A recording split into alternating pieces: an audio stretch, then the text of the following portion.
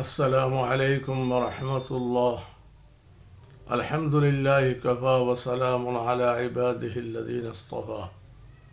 আম্মা বাদ, সম্মানিত দেশবাসী, দেশে এবং প্রবাসে, কাছে এবং দূরে যারা আমার লাইভ দেখতেছেন, আমি সবাইকে তাহরিকে ইনসাফের পক্ষ থেকে হাফিজ মৌলানা ওয়াহিদুজ্জামান কাসেমি ধন্যবাদ জানাচ্ছি। আমি 4 দিন পরে লাইভে আসলাম আপনাদেরকে কয়েকটি কথা বলার জন্য। মেহরবানি করিয়া আপনারা কথাগুলা আরম্ভ থেকে শেষ পর্যন্ত মনোযোগ সহকারে শুনবেন। আর ছোট্ট ছোট্ট কয়েকটি দোয়া আপনাদের কাছে গত 2 দিন বলছিলাম। ঘুমাইবার পূর্বে দোয়া, ঘুম থেকে জাগিবার পর দোয়া, আপনারা অনেকে দেখছেন। আরও ছোট ছোট দোয়া, সুন্নতি দোয়া আপনাদেরকে ইনশাআল্লাহ আমার লাইভে আপনাদেরকে বলিয়া দেব। আপনারা যারা দেখবেন বা যারা শুনবেন, আপনাদের বন্ধু বান্ধব, আত্মীয় স্বজন সবাইয়ের কাছে শেয়ার করিয়া, সাবস্ক্রাইব করিয়া ছড়াইয়া দেবেন। এবং যাদের কাছে আপনারা শেয়ার করবেন তাদেরকেও বলবেন সাবস্ক্রাইব করার জন্য। এই অনুরোধ আপনাদের খেদমতে আপনার জানাইয়া আমার মূল বক্তব্য আমি আপনাদের খেদমতে পেশ করতেছি। 1 নম্বর বক্তব্য, আমরা শবে বরাত পালন করি। এইটা কোনো ফরজও নয়, ওয়াজিবও নয়, কিন্তু আমরা এত গুরুত্ব সহকারে শবে বরাতকে পালন করি, রোজা রাখি। এই যে যে জিনিস ফরজ ওয়াজিব নাই, এইগুলাকে গুরুত্ব দিয়া করা বেদাত। এই জন্য এ থেকে বিরত থাকার চেষ্টা করি। নির্বিঘ্নে নিজে নিজে আপনার নফল নামাজ, কোরআন তিলাওয়াত করি, নির্বিঘ্নে করি। কোনো জমায়েত হইয়া এগুলা শবে বরাত পালন করা আপনার বেদাত। এটা আপনারা মেহরবানি করিয়া শুনিয়া রাখবেন। 2 নম্বর কথা, এই যে আমরা বিভিন্ন জায়গায় শবে বরাত আসলে বা বিভিন্ন সময় বিভিন্ন সংগঠন, বিভিন্ন মসজিদে, বিভিন্ন জায়গায় আপনার আলোচনা সভা হয়, ওয়াজ মাহফিল হয়। আমি ওনাদের কাছে অনুরোধ জানাইতেছি, যারা আয়োজক আছেন এবং যারা বয়ান পেশ করেন, ওলামায়ে কেরাম, উভয়ের কাছে আমি অনুরোধ জানাচ্ছি, আপনারা যে উচ্চ আপনার স্বরে মাইক বাজাইয়া রাত্রে 12টা-1টা পর্যন্ত আপনারা ওয়াজ করেন, এটা বা যারা আয়োজক আছেন তারা করান, এটা মানুষের জন্য খুবই ক্ষতিকর। অনেক বাসা বাড়িতে মানুষ রোগী আছে, হার্ট অ্যাটাকের লোক আছে, ছোটো ছোটো বাচ্চা আছে, কান্নাকাটি করছে, বিভিন্ন রোগে আক্রান্ত। এরা এই দূষণ, এই উচ্চস্বরে আওয়াজ শুনিয়া না ঘুমাইতে পারে, না অসুবিধা হয় রোগীদের জন্য। এই জন্য মেহরবানি করিয়া আপনারা যারা আয়োজক আছেন এবং যারা উলামায়ে কেরাম বয়ান করবেন, আপনারা বলবেন যে এশার পরে, মানে রাত্রে 10টার পরে আর কোনো বয়ান হবে না। আয়োজকদেরকেও বলতেছি, আপনারা 10টা পর্যন্ত সীমিত আপনার রাখবেন। এই আবদার আপনাদের খেদমতে রাখতেছি। আমরা মানুষের কাছে বিভিন্ন সময় গালি শুনতে হয়, বিভিন্ন সময় মানুষে বলে যে উচ্চস্বরে আওয়াজ দিয়া এই রকম আপনার ওয়াজ মাহফিল করা ঠিক নেই, মানুষের অসুবিধা হয়, মানুষে বিমার, অসুখ, বিভিন্ন বিপদের মধ্যে আছে। এই অবস্থায় উচ্চস্বরে আওয়াজ শুনিয়া মানুষের মধ্যে অসুবিধা দেখা দেয়। এই জন্য মেহরবানি করিয়া আমরা ওয়াজ করতাম, মানুষকে উপদেশ দিতাম, কিন্তু কোনো মজবুর কাউকে মজবুর করিয়া নাই। আল্লাহ কোরআনে বলছেন, লা ইকরাহা ফিদ্দীন, দিনের মধ্যে কোনো জবরদস্তি নাই। আমরা যদি রাত্রে 10টার পরে ওয়াজ করি, তাহলে মেহরবানি করিয়া আপনার মাহফিলের ভিতরে আপনার যে মাইক থাকবে এই মাইকে ওয়াজ করি, আর উপরের মাইক বন্ধ করি। এই আবদার আপনারা খেদমতে আমি রাখলাম 2 নম্বর। 3 নম্বর আমার কথা, যেটা আমি উপদেষ্টা বৃন্দকে বলছি, আপনারা এই ডেভিল হান্ট আরম্ভ করছেন যৌথ বাহিনী দ্বারা। এই যৌথ বাহিনীর দ্বারা ডেভিল হান্ট পরিচালনা করলে আপনারা লাভবান হইতে পারবেন না। কারণ যারা ডেভিল হান্ট পরিচালনা করবে তারাই বিগত সরকারের লোক। এরা ছোট্ট ছোট্ট লোককে ধরবে, রাঘব গল্পে ছেড়ে দিবে এবং দড়িয়ে আনলেও এদের বিচার হবে না, যে কারণ যারা বিচারালয়ে বসে আছে এরাও তাদের লোক। এই জন্য আপনাদেরকে আমি বিনীতভাবে অনুরোধ জানাচ্ছি যে আপনারা ডেভিল হান্ট পরিচালিত করছেন, এটা ভালো কথা, কিন্তু এখনো আপনার মারামারি কাটাকাটি এগুলা শেষ হয় নাই।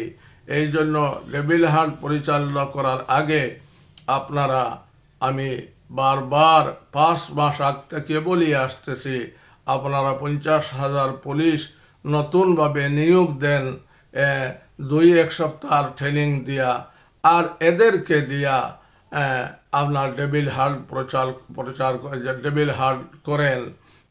এটা আপনাদের কাছে অনুরোধ। কারণ আমলাদের মধ্যেও অনেক ডেভিল রয়ে গেছে, বিচারকের মধ্যেও ডেভিল রয়ে গেছে, আর্মিদের মধ্যেও রয়ে গেছে, বিজেপির মধ্যেও রয়ে গেছে, এবং পুলিশের মধ্যে তো আর অনেকই আছে। এই জন্য মেহরবানি করিয়া এদেরকে সংস্কার করিয়া, এদের বিচার করিয়া, এদের নতুন লোককে দিয়ে আপনারা ডেভিল হান্ট পরিচালনা করেন, আপনারা লাভবান হবেন।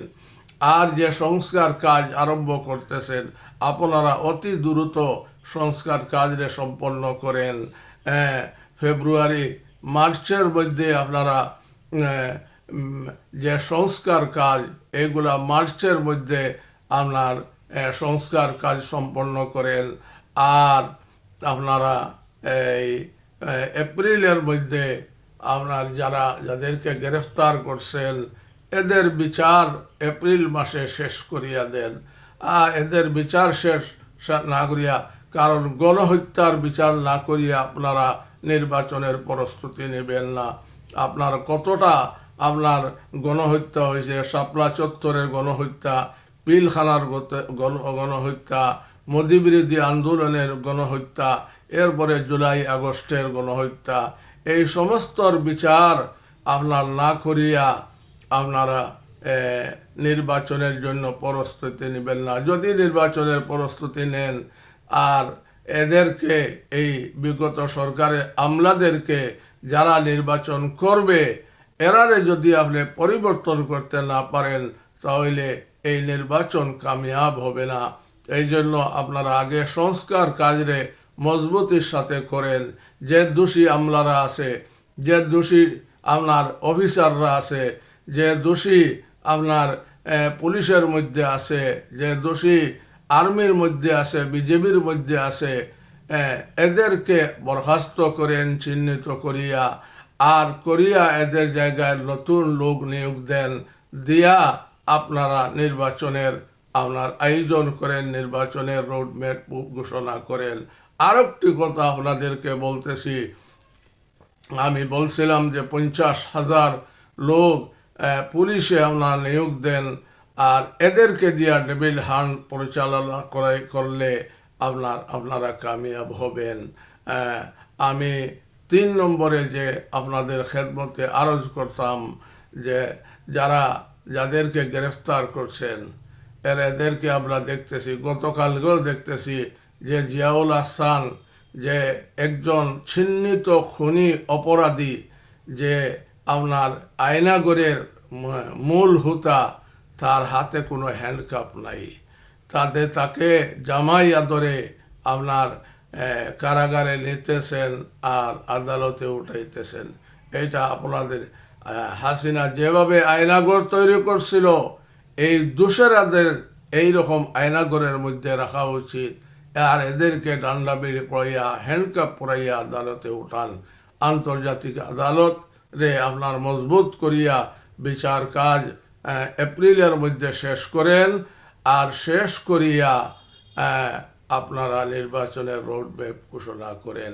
নির্বাচনের জন্য আমি আরেকটা কথা বলতেছি, দ্বৈত নাগরিকত্ব যাদের আছে, যারা এই দেশেরও বাংলাদেশেরও নাগরিকত্ব, আরও অন্য কোনো দেশের নাগরিকত্ব আছে, এইরকম লোক দেখি আপনারা মনোনয়নপত্র দিবেন না। মনোনয়নপত্র যাচাই বাছাই করিয়া এরা যদি দ্বৈত নাগরিকত্ব থাকে এদেরকে সরাইয়া দিবেন।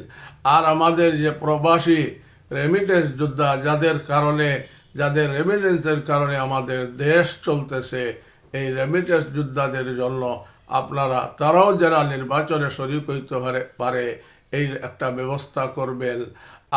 আজকে আপনারা সৌদি আরব আমিরাতে ডক্টর ইউনূস সাহেব পৌঁছেছেন। এখানে যত সমস্যা আছে এই সমাধান ইনশাআল্লাহ উনি করতে পারবেন।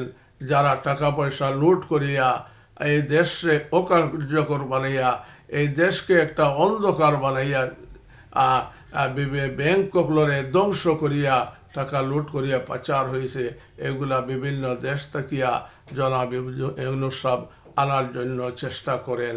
এই আবদার আপনাদের জানিয়া, আর এই রেমিটেন্স যোদ্ধাদের যারা দেশে আসে প্রবাস থেকে, এদেরকে যেন বিমানবন্দরে নিরাপত্তা দেওয়া হয়, এদেরকে সম্মান দেখাইয়া এদেরকে যেন আপনার ভিআইপি লাউঞ্জ দিয়ে এদেরকে বের করে দেওয়া হয় তাড়াতাড়িভাবে, দেরি না করিয়া। এই আবদার আপনারা খেদমত আরজ করতেছি। এবং রেমিটেন্স যোদ্ধারা কীভাবে নির্বাচনে শরিক হইতে পারবে, এইভাবে এই একটা মন্ত্রণালয় আপনারা গঠন করেন। প্রবাসী কল্যাণ মন্ত্রণালয় তো আছেই, এদের দ্বারা যারা বিদেশে আছে বিদেশ তাকিয়া প্রবাসে তাকিয়া এই দেশকে আপনার পরিচালনা করতেছেন, এই দেশকে আপনার আগাইয়া নিতেছেন, এরা যারা আপনার নির্বাচনে অংশগ্রহণ করতে পারেন, এই অনুরোধ আপনাদের খেদমতে। আর দ্বৈত নাগরিকত্বকে আপনারা মনোনয়নপত্র দিবেন না। এখানে যারা বাংলাদেশের নাগরিক আছে, স্টেক হোল্ডার, তাদেরকে মনোনয়নপত্র দিবেন, মনোনয়ন দিবেন নির্বাচনের জন্য।